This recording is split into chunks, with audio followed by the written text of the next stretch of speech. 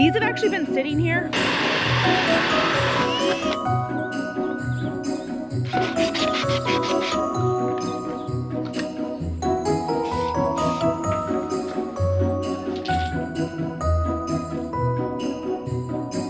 Hello, welcome back to Sage and Stone Homestead. My name is Heather. My husband Levi is getting the things together to work on a Christmas present that is actually a year late. I had grown these Birdhouse gourds last year and I thought that they would be ready in time for Christmas last year, but when it came Christmas time, these were not done curing, and so we were not able to give them as gifts last year, but that's our plan for this year. These have actually been sitting here for the entire year, longer than a year, and we do have more gourds than we need sitting down here, so if some of them seem like they're a little bit too far gone, or we got some cracks, or we make some mistakes, that's fine, there's plenty. Now, full disclosure, this is our first time doing anything like this, but it seems like a pretty simple process, so I'm really excited. Kind of sounds like the seeds might be kind of in one big lump under there. It does sound like.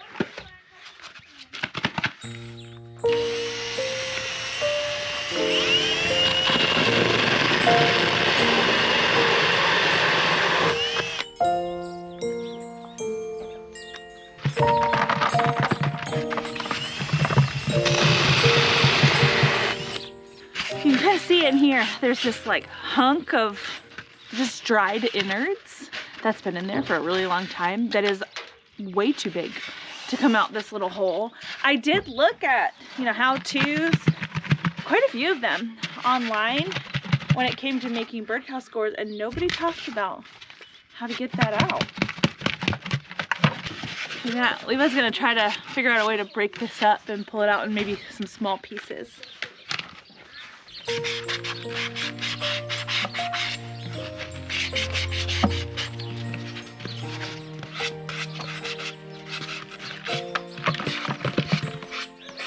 So at the moment, while he's digging out the innards, I am taking, what is this, 80 grit? Yeah. So that means 80 grit sandpaper, and just buffing off some of the, honestly, it's mold from the outside. And a lot of people enjoy the pattern that's left behind from things like mold, and so I don't really want to buff the thing completely. I want it to be smooth enough to not flake off, but also to leave enough of the character on the gourd itself.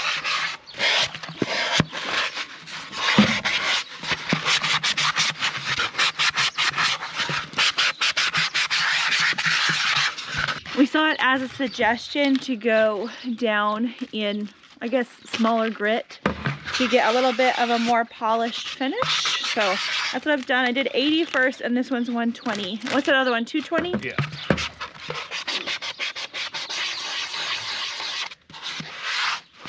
These look like bugs. I know. Levi was saying that the seeds look like bugs. They look like stingray eggs. A little bit, yeah. Someone had said that when I first planted these last year. I looked at it and I said, yeah, it kind of does. I feel like that's something a random kid from Florida would know and not necessarily everybody else. Probably. Okay, so the gourd is smooth, but it still has all of this character. And when we put the stain on it, it's gonna bring that out, and I think that's gonna be really pretty.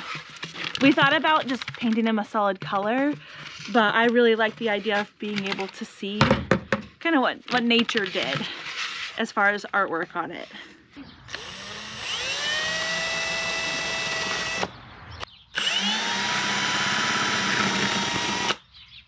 So what we have here is a hole for the twine that we're going to put through, and then this little drainage hole.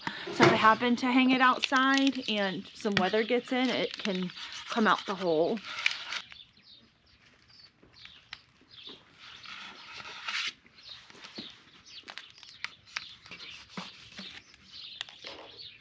Boba straw for the win.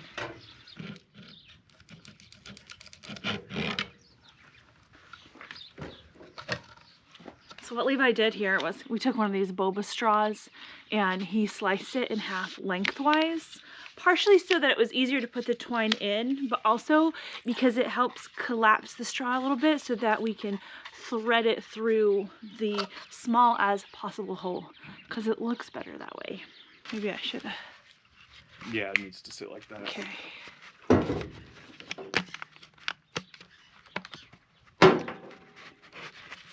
There you go. What are they? Is this like a hypodermic needle where it's hollow? That would be a needle catheter. Okay. It's just like that. What he said. At the moment, he's putting some screws in the rafters in our shed. We're going to be using this clear glaze spray to help sort of seal it, but mostly just to bring out the color. And he said that it needs to cure at a higher temperature than what we're going to have tonight. I think it's going to be at freezing probably. Last night was 23.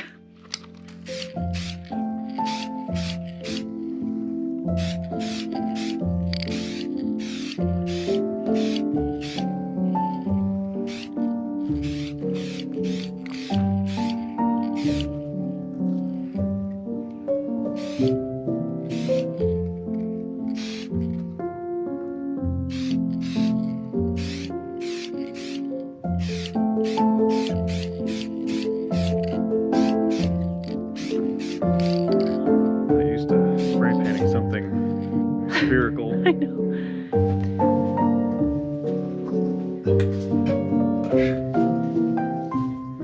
Was there a reason for doing short little bursts?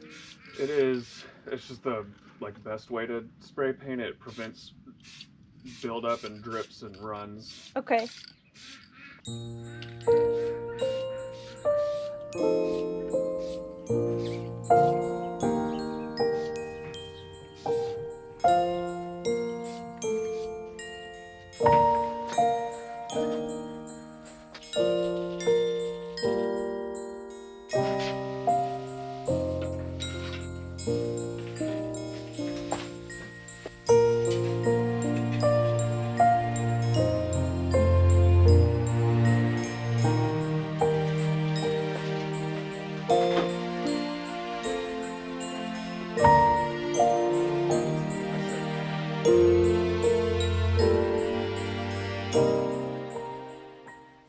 Smells so good in here. Oh goodness, we gotta get out of here.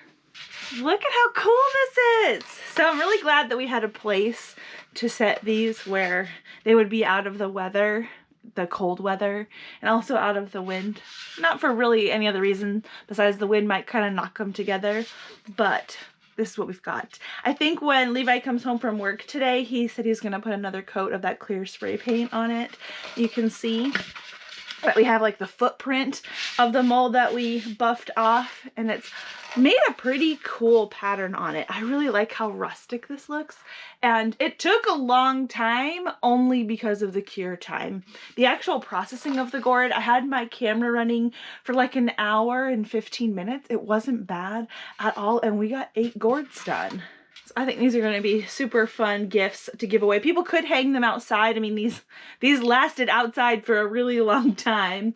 Undercover would probably extend their lifespan, but these could also be hung indoors as decorations. I will say, if you have a thing against wasps like I do, be very careful, because they probably will make a home in here if a bird doesn't.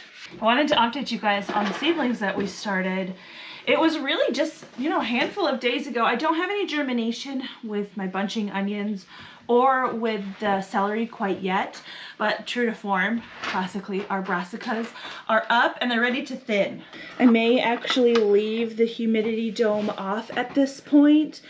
You want to kind of watch it with seedlings. You don't want to make any sudden movements, essentially, with your seedlings, because they can have a bad reaction to any kind of changes in temperature, light, moisture, and that does include humidity. So I don't really want these guys to flop over from stress of the sudden humidity drop, especially because our heat has been coming on quite a bit. So what I'll probably do is, I have those vents open on my humidity dome, but I'll probably also tilt the humidity dome for today and then tilt it a little bit more tomorrow, and then I'll be taking it off all the way. I don't really want to leave it on full time, partially because the seedlings are going to get way bigger than that humidity dome is, but also it's going to be great for these plants to have airflow that's going to help them grow, as well as inhibit certain things growing on the soil that could possibly kill the seedlings. So when we planted these out, I put at least 2 seeds per hole, just so I could maximize the chances for success. I am taking the little plants that I'm snipping off with my little shears here, and I'm putting them in a bowl. The chickens will love them. It's not everybody's cup of tea to like waste a seedling. I think over time, many people kind of like get over that, and I don't say that in a condescending way. I understand, because you understand the potential that each one of these seeds has. It's a very great potential. Just sometimes the potential is too much. This is abundance, and sometimes abundance can be a lot. So it's really nice that we can do something with it, like feed the chickens with it. It doesn't go to waste. Don't fall down. The reason that I'm snipping off the extras at the soil level instead of trying to tease them out or just pull them out of the soil is because I don't want to really disturb the root system of the plant that I want to keep. And so we're able to thin them this way with keeping that root system totally intact. The root system, especially at this stage, is very fragile. You can probably see that some of the seedlings are a little bit taller than others. They are a little bit long, and that's called legginess. And these seedlings aren't overly leggy, but I do recognize that they are a little bit leggy. And that's just because of the height of my light that I have over there. I can only lower it so far, and all of my seedlings kind of start out a little bit leggy until they grow tall enough to where the light is a good distance away from their leaves. And at that point, they catch up pretty well, especially because I'll run my hands over them like this a couple times a day, just about every time I walk past them, really. And this is going to help strengthen that stem, and it's not going to be a problem in the long run, at least for these plants. For some plants, legginess really can be a big problem, especially if it gets too bad, like if they're so long that they're laying over, that's a problem. But brassicas tend to handle a little bit of legginess quite well, as do some tomatoes. So there we have it. This is the broccoli. This came up first.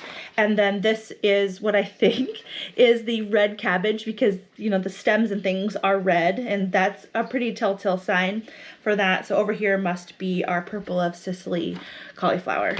I think at this point I'm going to start watering from the bottom. Yep, we already have roots coming through. Look at that. These are like 5 days old. That is so amazing. So yeah, they're looking for a drink of water down here. I'm going to fill them up, and we need to finish our advent calendar. Okay, so I have quite a bit of these little crafts that we've been making over the course of this past month. And to be fair, some of them I made a little bit large, so the vision that Sandy had with this advent calendar it's going to be a little bit different in the execution, because yeah, some of this is bigger than I think was intended, but I didn't look ahead because I wanted to be surprised, but now I kind of wish I looked ahead. I did look ahead a little bit at a certain point, but I'm going to open day 24. We have another candle from Wick and Bear. This one says Winter Woods. So yeah, that one smells like a Christmas tree. That's probably the most Christmassy smelling candle that we got in here.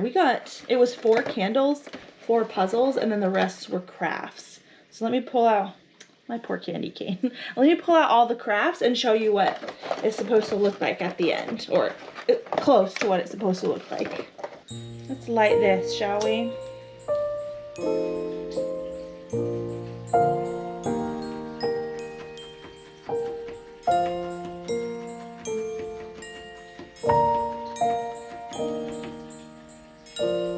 You know that scene from The Grinch where the Grinch comes down from the mountain and then the dog, Max, is driving the sleigh? That is what we have here as part of Sandy's vision, with some of her sheep trailing behind, and of course the Grinchy sheep up here at the front, and then the little tree, this tree and the present were also supposed to go in the sleigh. Didn't happen. Some of the other things we made are adorning the sleigh. So we have the star here and some of the Christmas balls. And then on this side, if we flip everything around, you can see the little wreath too. So that's that. That's the scene that we've been working on all month, and it's really nice. This is something, we've got a little tabletop Christmas tree, and this is something that is going to be really great to put underneath of it. Super fun. I like this.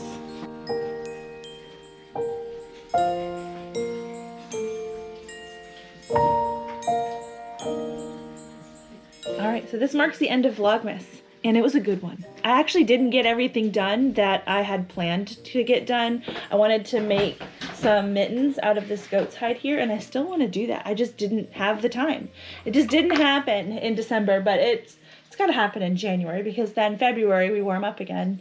It's going to be a whole nother season before I need to use mittens. So I only started doing Vlogmas starting last year, and really I've been doing a year in review video on December 31st every year since we started YouTube. And for a while I had some of those earlier year in review videos privated because honestly they're quite poor quality and quite cringy. I think some of them even don't have audio in certain parts.